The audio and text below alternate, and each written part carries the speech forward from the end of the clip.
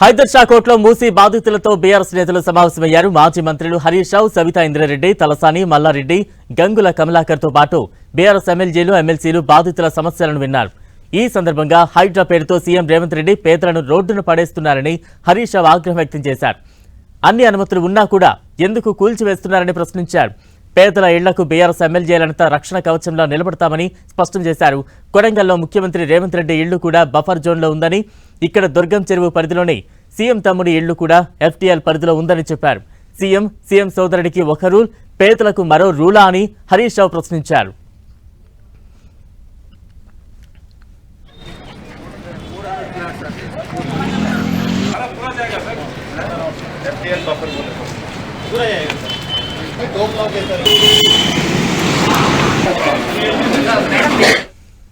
ఎట్టి పరిస్థితుల్లో ఈ ప్రభుత్వం మీ ఇండ్లు ముట్టుకోకుండా అవసరమైతే మేమే ఒక రక్షణ కవచంలాగా గోడగా మేము ఎమ్మెల్యేలమందరం వచ్చి మీకు నిలబడతాం.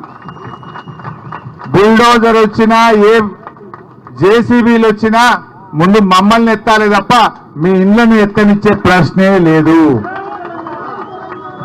ధైర్యంగా ఉండండి. కొంతమంది చెల్లెళ్ళు కొంతమంది మాట్లాడుతూ తమ ఆవేదన వెలుబుచ్చుతా ఉన్నారు. ఎందుకంటే ఇప్పటికే ఈ హైడ్రా పుణ్యమాని 3 ఆత్మహత్య చేసుకున్నారు. 3 ప్రాణాలు పోయినాయి ఇప్పటికే.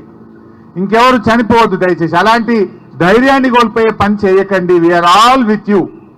ఎట్టి పరిస్థితుల్లో మీది న్యాయబద్ధమైన కోరిక. ఇందాక చాలా మంది డాక్యుమెంట్లు తెచ్చిచ్చారు. ఇదొక layout, Vishal Nagar colony layout. ఎప్పుడు అప్రూవ్ చేశారు?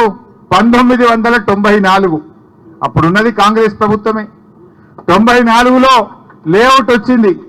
తర్వాత వీళ్ళకు మున్సిపల్ ఇంటి అనుమతులున్నాయి. వీళ్లకు ఎలక్ట్రిసిటీ బిల్లు కడుతున్నారు, వాటర్ ట్యాక్స్ కడుతున్నారు, మున్సిపల్ ట్యాక్స్ కడుతున్నారు. రిజిస్ట్రేషన్ ఆఫీస్లో కొనుక్కుంటే రిజిస్టర్ చేస్తే రిజిస్టర్డ్ డాక్యుమెంట్ ఉంది. దీని మీద బ్యాంకు లోన్లు కూడా ఉన్నాయి. అంటే ఇక్కడ పేదల తప్పెక్కడున్నది? నీ కాంగ్రెస్ ప్రభుత్వమే నాడు అధికారంలో ఉన్నప్పుడు లేఅవుట్ అప్రూవల్ ఇచ్చింది, రిజిస్ట్రేషన్లు చేసింది, మున్సిపల్ అనుమతులు ఇచ్చింది, ఇల్లు కట్టుకున్నాక యూటిలైజేషన్ ఆక్యుపెన్సీ సర్టిఫికెట్ కూడా ఇచ్చింది. అంటే మీ తప్పిదాలకు పేదలు ఎందుకు బలి కావాలి అని అడుగుతా ఉన్నా రేవంత్ రెడ్డిని. అంటే నువ్వు మూర్ఖంగా అనవసరంగా ఏదో మూసీ ప్రాజెక్ట్ చేస్తా అని చెప్పి ఇలా పేదల ఉసురు పోసుకోవడం మానుకోవాలని చెప్పి నేను కోరుతా ఉన్నా.